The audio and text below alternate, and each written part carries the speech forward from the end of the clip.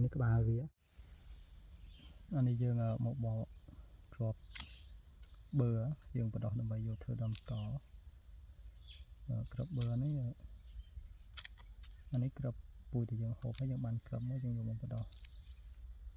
ហើយយើងតពូជល្អជាងហ្នឹងណានេះយើងបកចេញអស់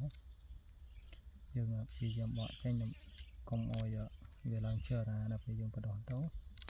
បើស្អីយើងគ្រាប់ថ្មីយើងអត់ដាក់បកទៅយើងហូបយើងបដោះបដោយប៉ុន្តែនេះយើងគ្រាប់វាច្រើនទៅវាកាត់ទៅជើរ៉ាអញ្ចឹងអានោះតែយើងបកបើយើងមិនបកទេវាជើរ៉ាទៅបដោះទៅវាខូចអស់ខូចគ្រាប់ព្យាយាមបកចេញបើស្អីយើងដាក់ថ្នាំកំចាត់ជើរ៉ាក៏មានជើរ៉ាក៏ល្អដែរប៉ុន្តែក៏វាអាចជួយអត់បានតែយើងបកអញ្ចឹងអានេះចង់កាត់ជើរ៉ានេះជើរ៉ាយើងខូចគ្រាប់ហ្នឹងអញ្ចឹងយើងព្យាយាមបកអាណាកាត់ជើរ៉ាយើងចោលផ្សេងទៅណាមានជើរ៉ាយើងបដោះហ្នឹងគ្រាប់ហ្នឹងយើងយកពីគេមកដែរទេ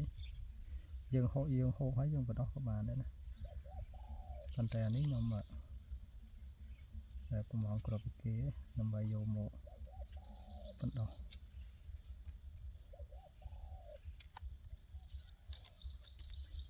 យើងយកមកនោះមានភាគរយល្អភាគរយមិនល្អច្រើនដែរ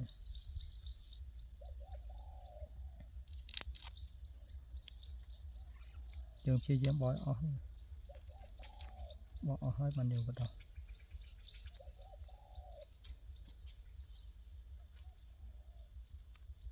យើងបដោះយើងដាក់ថង់មួយទៅហើយយើងដាក់ស្រោចទឹកធម្មតាទៅ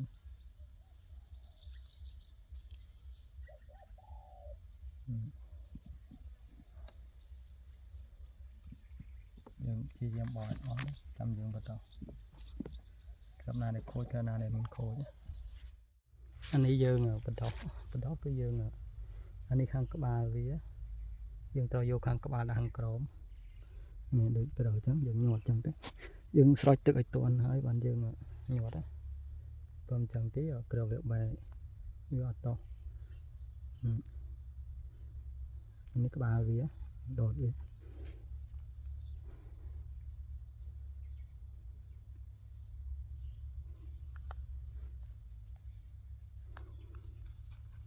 យើងដាក់ឲ្យគ្រប់ថងមក